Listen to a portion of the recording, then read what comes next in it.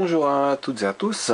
Voilà un petit inventaire du matériel que je vais utiliser pour la gestion de la cellule et la partie compression de l'hydrogène.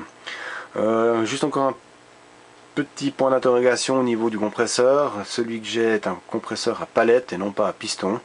Donc à l'utilisation on verra si l'humidité posera problème ou pas. Spécialement au niveau de la partie centrale où les palettes tournent, savoir que tout ça c'est bien en alu et pas en métal et qu'il y a de la corrosion qui ne le rende plus étanche. Ça sera à voir à l'utilisation si il tient ou pas. Je vais le monter de façon à ce qu'il soit simple à changer et à mettre un autre compresseur par la suite si celui-là ne ferait pas l'affaire. Ensuite on a ici des électrovannes, j'en ai plusieurs, elles seront spécialement pour la gestion des niveaux d'eau entre les deux réservoirs, côté hydrogène et côté oxygène, étant donné que quand on a des différences de pression, l'eau va donc dans le réservoir où il y a le moins de pression. Donc soit j'utiliserai des capteurs de niveau pour pouvoir gérer ça, ou tout bêtement avec les capteurs de pression que je vais vous présenter maintenant. Donc pour ces capteurs de pression, on a ici un convertisseur analogique numérique, un HX711 de précision. Donc on verra ce que ça va donner. Ces convertisseurs sont utilisés pour les MPS 20N. Qu'est-ce que j'ai dit, 20N0040D, donc c'est ce genre de capteurs. Je ne les ai pas encore reçus. C'est des capteurs qui ont une plage de travail entre 0 et 0,4 bar. Clément le sien fonctionne à 100 grammes, donc 0,1 bar. On verra si je peux travailler plus haut avec ma cellule ou pas. Donc l'avantage de ce système là, c'est qu'on va pouvoir le programmer pour plus ou moins de pression. Ensuite une carte relais, donc rien de bien méchant, qui elles vont commander les vannes et le moteur du compresseur, qui est pour l'instant un moteur de visseuse. Ensuite le gros du système, ça va être la gestion avec un écran LCD TFT. Voilà, donc j'aimerais sur cet écran pouvoir avoir un menu avec la possibilité de modifier certains paramètres de la cellule, comme l'ampérage, les pressions, les températures, les taux de refroidissement, etc. etc.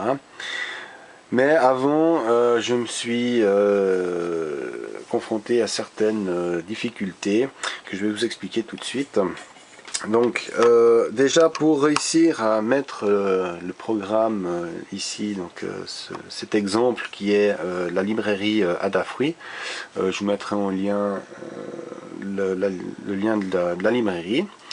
J'ai eu plusieurs problèmes déjà avec ce n'est que l'IDE de Arduino, donc j'avais plusieurs versions installées sur mon PC et il y a eu des conflits au niveau des librairies, ils trouvaient plus le chemin, etc. etc. Donc j'ai cherché et j'ai pas eu ma réponse, donc la seule solution était de tout effacer, d'enlever toutes ces librairies, toutes ces versions de l'IDE et d'en installer qu'une seule qui a fonctionné. C'est la version 1.6.0 que j'ai installée, c'est celle qui va le mieux. Et c'est surtout celle où les couleurs n'ont pas changé par rapport à l'ancienne version, par rapport à la nouvelle qui est maintenant, où je trouve que les couleurs c'est pas terrible. Après ça c'est personnel, mais voilà, je préfère les anciennes versions avec la couleur orange pour les déclarations des de certaines fonctions, etc. Donc bon, après c'est personnel.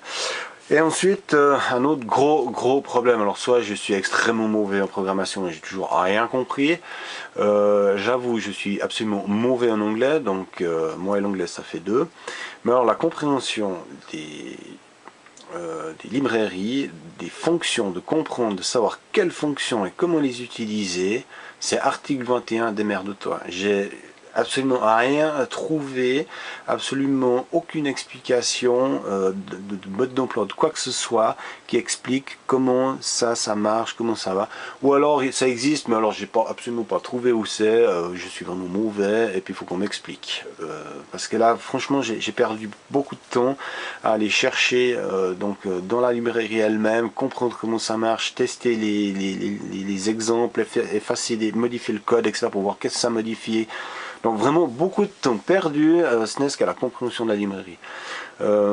Alors soit j'ai vraiment rien compris, vous m'expliquez, hein, vous me contactez sur Facebook volontiers, vous m'expliquez où trouver les informations, que ce soit en français ou en anglais, peu importe. Mais là, alors vraiment, c'était vraiment quelque chose de vraiment pas facile. Et en plus, si c'est pour quelqu'un qui démarre, donc ça c'est une librairie qui est en guillemets, on va dire, assez complexe, mais il y a d'autres librairies plus simples qui sont vraiment mais pas du tout expliquées. Je veux dire, c'est comme si on savait, on est né en sachant comment ça fonctionne, quoi. C'est voilà, c'est un grave problème. Je trouve que l'Arduino, tout le monde parle que c'est super, que c'est accessible, mais il y a quand même certaines choses, c'est pas si accessible que ça. Enfin, je trouve personnellement, j'ai peut-être tout faux, hein. Je suis peut-être très mauvais, hein, je sais rien, mais voilà. Donc maintenant j'ai compris plus ou moins comment ça fonctionne, avec du temps, de la patience, j'en ai passé des soirées complètes. Je referai une vidéo sur la programmation proprement dit, pour les personnes comme moi qui n'ont pas forcément tout bien compris comment marche une programmation. Donc je referai une vidéo qui explique les fonctions, plus ou moins toutes les fonctions, mais il y en a certaines que j'ai toujours pas compris. S'il y a un expert en écran LCD là qui me contacte, peut-être qu'il aura les réponses à mes questions.